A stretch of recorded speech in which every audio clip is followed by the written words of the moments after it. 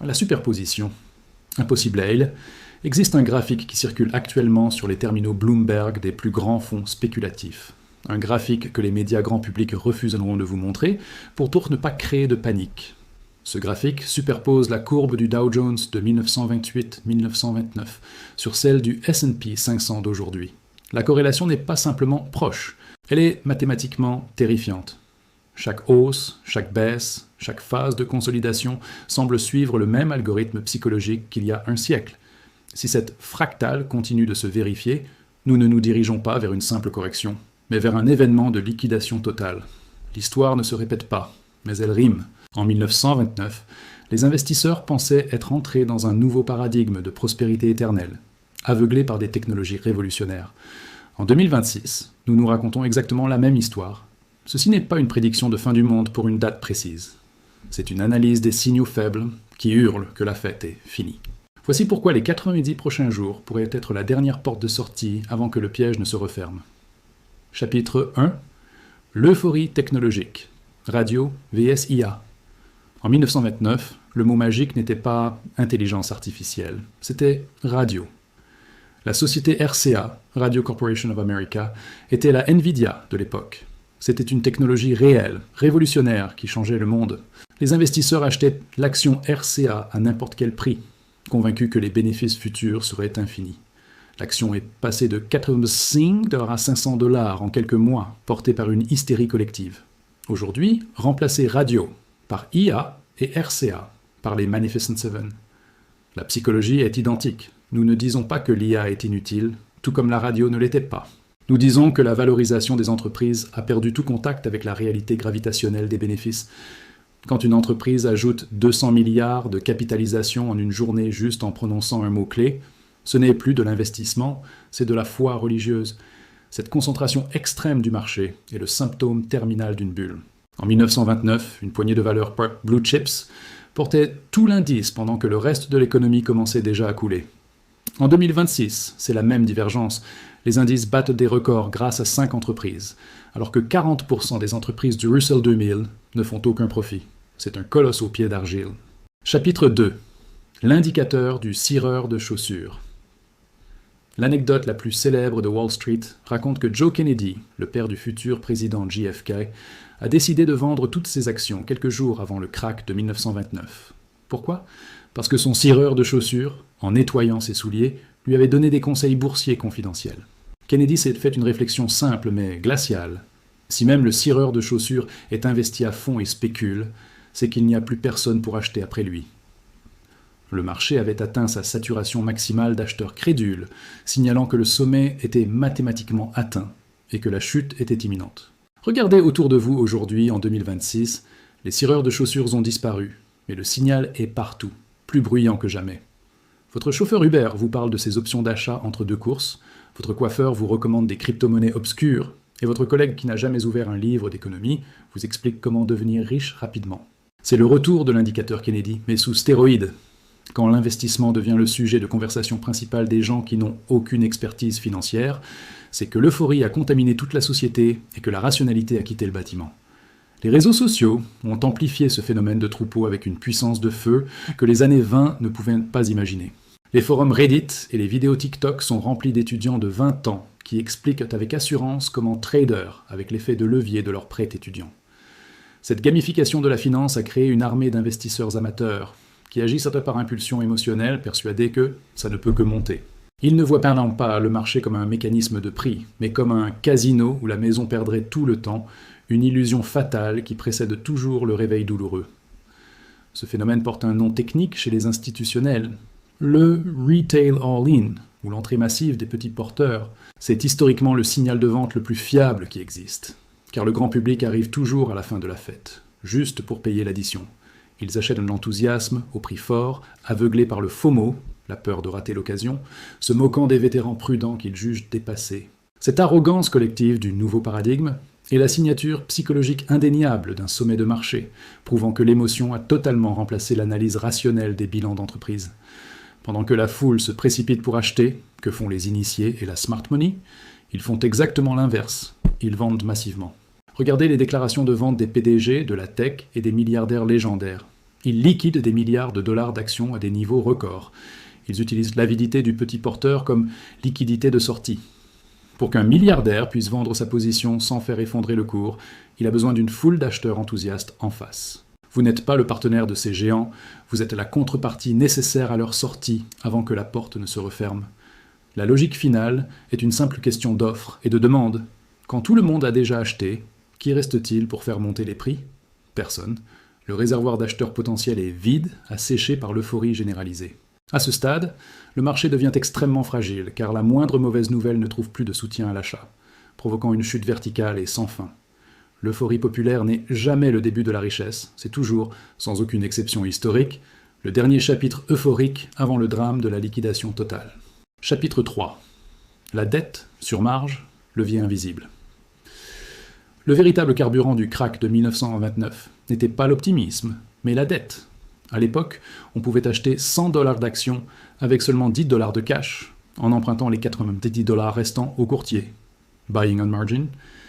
Cela créait un effet de levier massif à la hausse, mais aussi une bombe à retardement à la baisse. Dès que le marché a baissé de 10%, les courtiers ont émis des margin calls, appels de marge, forçant les investisseurs à vendre n'importe quoi pour rembourser, ce qui a causé une cascade de ventes forcées inarrêtable. Aujourd'hui, on nous dit que les régulations empêchent cela. C'est faux. Le levier a simplement changé de forme et de nom. Il est devenu plus complexe, plus rapide et beaucoup plus dangereux. En 2026, le levier ne se trouve plus seulement dans les comptes sur marge classiques, mais dans les produits dérivés, et particulièrement dans les options 0 DTE, Zero Days to Expiration. Ce sont des paris spéculatifs qui expirent le jour même. Les volumes sur ces instruments ont explosé, représentant parfois 50% du volume quotidien du S&P 500. Ces options permettent aux traders de contrôler des positions massives avec très peu de capital initial, créant un gamma squeeze perpétuel qui pousse les marchés vers le haut artificiellement. C'est un levier caché, invisible pour les régulateurs traditionnels, qui agit comme une matière hautement inflammable répandue sur le sol de la bourse. De plus, le système financier est interconnecté par le shadow banking, que nous avons vu dans une vidéo précédente. Les hedge funds utilisent des effets de levier de 10, 20 ou 50 fois leur capital en passant par des produits structurés offshore. La quantité de dette fantôme qui soutient les prix actuels des actions dépasse l'entendement. En 1929, le levier était visible sur les carnets des courtiers. Aujourd'hui, il est caché dans les algorithmes de trading haute fréquence et les bilans des fonds privés. La fragilité structurelle est donc bien supérieure à celle des années 20, car la vitesse de réaction des algorithmes en cas de retournement sera de l'ordre de la milliseconde, ne laissant aucune chance à l'humain pour réagir. Lorsque la correction commencera, le mécanisme sera le même qu'en 1929, mais accéléré. La baisse de la valeur des actifs déclenchera des appels de marge automatiques chez les grands fonds. Les ordinateurs, programmés pour gérer le risque, vendront instantanément pour couper les pertes, créant un flash crash, qui pourrait effacer des mois de gains en quelques heures. Il n'y aura pas de négociation, pas d'appel téléphonique courtois du banquier. Ce sera une liquidation algorithmique froide et brutale. Le levier fonctionne merveilleusement bien à la montée pour enrichir tout le monde, mais il se transforme en broyeur à la descente.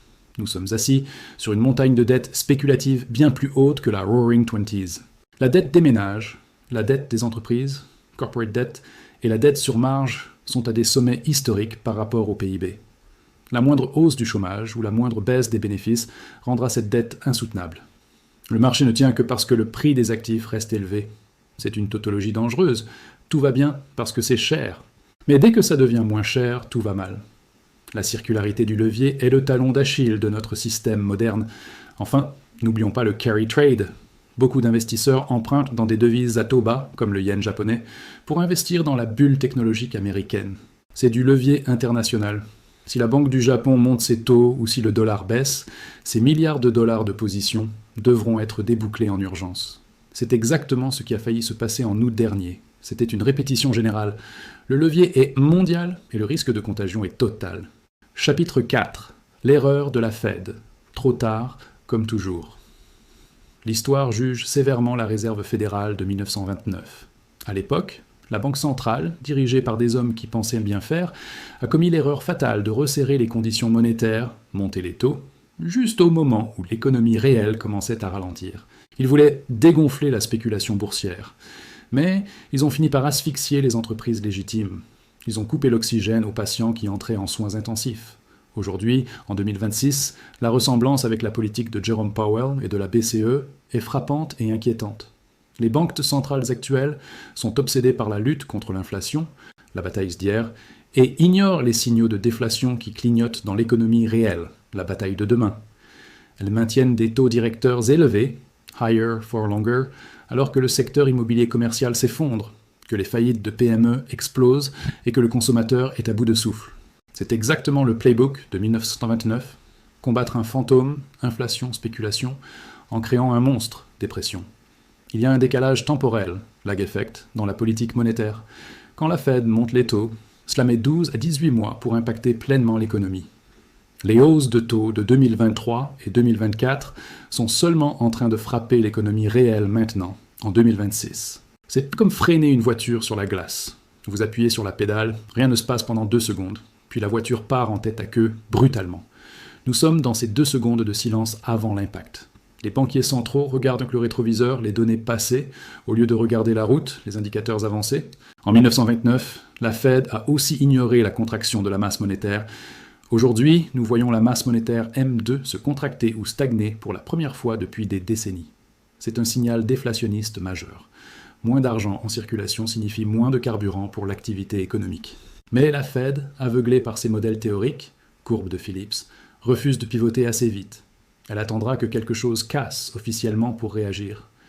Mais comme en 1929, quand quelque chose casse dans un système à fort effet de levier, il est souvent trop tard pour le réparer. L'erreur est aussi psychologique. La Fed veut restaurer sa crédibilité après avoir raté l'inflation transitoire. Elle veut prouver qu'elle est dure. Cette posture volckerienne est dangereuse dans une économie hyper endettée. En 1929, ils voulaient purger les excès. Ils ont réussi, mais au prix de 90% de la valeur du marché boursier et d'une grande dépression de 10 ans. Le zèle des technocrates est souvent le déclencheur des plus grandes catastrophes économiques. Ils pensent piloter un avion, alors qu'ils sont en train de scier la branche sur laquelle l'économie mondiale est assise. Enfin, il y a le risque de policy error inversé. Si la Fed panique soudainement et baisse les taux drastiquement pour sauver le marché, cela pourrait être interprété non pas comme un sauvetage, mais comme un aveu de panique. Ils savent quelque chose de grave. En 2001 et 2008, le marché a continué de chuter lourdement après que la Fed ait commencé à baisser les taux. Le pivot de la Fed n'est pas le signal d'achat que tout le monde attend. C'est historiquement le début du grand marché baissier, bear market. L'histoire montre que le marché touche son fond après le pivot, pas avant. Chapitre 5. Le protectionnisme, Smoot-Hawley 2.0. Ce qui a transformé le krach boursier de 1929, un événement financier, en Grande Dépression des années 30, une tragédie humaine, c'est la politique. Plus précisément, la loi tarifaire Smoot-Hawley de 1930. Dans une tentative désespérée de protéger les emplois américains, les États-Unis ont érigé des barrières douanières massives sur les produits importés. La réponse mondiale a été immédiate, des représailles commerciales partout. Le commerce mondial s'est effondré de 67% en quelques années. La mondialisation s'est arrêtée net, transformant une récession douloureuse en cauchemar économique mondial. Regardez le monde de 2026. Nous ne sommes plus dans une ère de libre-échange, nous sommes en pleine fragmentation géoéconomique. Guerre commerciale avec la Chine, tarifs sur les véhicules électriques, sanctions sur les semi-conducteurs, tensions avec l'Europe sur les normes carbone. C'est Smoot-Hawley 2.0, mais avec des technologies de pointe. Chaque bloc, West vs BRICS, érige ses murs pour protéger ses industries stratégiques. Le vocabulaire a changé, on parle de reshoring, friendshoring ou autonomie stratégique, mais le résultat économique est le même. Une baisse de l'efficacité mondiale et une hausse des coûts. Cette déglobalisation est inflationniste et destructrice de croissance. En coupant les chaînes d'approvisionnement optimisées, on force les entreprises à produire plus cher et moins bien. Les marges bénéficiaires des multinationales, qui ont profité de la mondialisation pendant 40 ans, vont s'effondrer. Or, les marchés boursiers sont valorisés sur l'hypothèse que ces marges resteront à des niveaux records pour l'éternité. Le protectionnisme est l'aiguille qui va percer la bulle des bénéfices des entreprises. L'histoire nous montre aussi que le protectionnisme précède souvent le conflit militaire. En 1930, la guerre économique a exacerbé les tensions qui ont mené à la Seconde Guerre mondiale. Aujourd'hui, les sanctions économiques sont utilisées comme des armes de guerre avant même que les canons ne tonnent. Si la Chine se sent économiquement asphyxiée par les tarifs occidentaux, sa réaction pourrait ne plus être seulement commerciale, comme vendre des bons du Trésor, mais physique, blocus de Taïwan. Le risque géopolitique n'est pas intégré dans le prix des actions actuelles. Le piège est que le protectionnisme est politiquement populaire. Dire « on va taxer les étrangers pour protéger nos ouvriers » fait gagner des élections, en 1930 comme en 2026. Les politiciens choisiront toujours la solution populiste à court terme, même si elle garantit la ruine économique à long terme. Nous sommes donc prisonniers d'une logique politique qui nous pousse inévitablement vers la fermeture des frontières commerciales, exactement comme avant la Grande Dépression. Le commerce mondial est le système sanguin de l'économie. Le protectionnisme est un garrot. Si vous serrez le garrot trop fort pour protéger le bras, vous finissez par gangrener tout le corps. Nous sommes en train de serrer le garrot. La chute des volumes de fret maritime et aérien est déjà un signe avant-coureur que le patient commence à manquer d'oxygène. Le krach boursier ne sera que la fièvre. Le protectionnisme sera la maladie mortelle. Chapitre 6. Le melt-up. Les 90 derniers jours. Voici la partie la plus dangereuse et la plus contre-intuitive de ce scénario. Le melt-up final. L'étude des grandes bulles, 1929-2000, montre que le marché ne s'effondre pas à partir d'un sommet calme. Il s'effondre après une dernière accélération verticale, violente et totalement irrationnelle. Juste avant la fin, la courbe devient parabolique. C'est le moment où les derniers sceptiques capitulent et achètent, capitulation des bears, et où le sentiment d'invincibilité est total. C'est ce que nous pourrions vivre dans les 90 prochains jours. Une hausse, boule de feu, où les actions montent tous les jours sans raison, portée par la peur de manquer le train, FOMO. C'est le chant du cygne, c'est le moment le plus dangereux, car c'est celui où vous aurez le plus envie d'investir. Votre cerveau reptilien vous criera « Regarde, ça monte encore, tu es en train de perdre de l'argent en restant à côté ». C'est un piège psychologique parfait, conçu pour aspirer le maximum de capitaux grand public juste avant que les portes ne se ferment. En 1929, l'été fut spectaculaire. Les gains étaient faciles. On appelait cela le plateau permanent de prospérité. En septembre, le marché a commencé à tousser. En octobre, il est à mort. La transition de « tout va bien » à « tout est fini » se fait en quelques semaines. Cette fenêtre de 90 jours est votre zone d'alerte rouge. Si vous voyez le marché accélérer à la verticale alors que l'économie ralentit, ce n'est pas un signe de santé, c'est le signe d'une fièvre terminale. Pourquoi ce melt-up se produit-il? Parce que la smart money a besoin de liquidité pour sortir. Pour vendre des milliards de dollars d'actions sans faire effondrer le prix tout de suite, ils ont besoin d'une foule d'acheteurs enthousiastes en face. Ils distribuent leurs actions dans la hausse. Les médias, consciemment ou non, alimentent dans cette frénésie pour attirer les derniers pigeons. Une fois que les mains fortes sont sorties et que les mains faibles sont pleines de papier, le support disparaît. Le marché tombe alors dans le vide, sans acheteurs. L'avertissement de 90 jours n'est pas une date de calendrier, c'est une structure de marché. Nous sommes entrés dans la phase de distribution. Les divergences s'accumulent. Le Dow monte, mais le nombre d'actions qui montent baisse. La volatilité commence à faire des bonds étranges. L'odeur de la poudre est dans l'air. Ne confondez pas la fin du film avec un nouveau début. Profitez de cette hausse finale, non pas pour acheter davantage, mais pour vendre ce qui est surévalué, pour sécuriser vos gains, pour augmenter votre cash et pour préparer votre arche.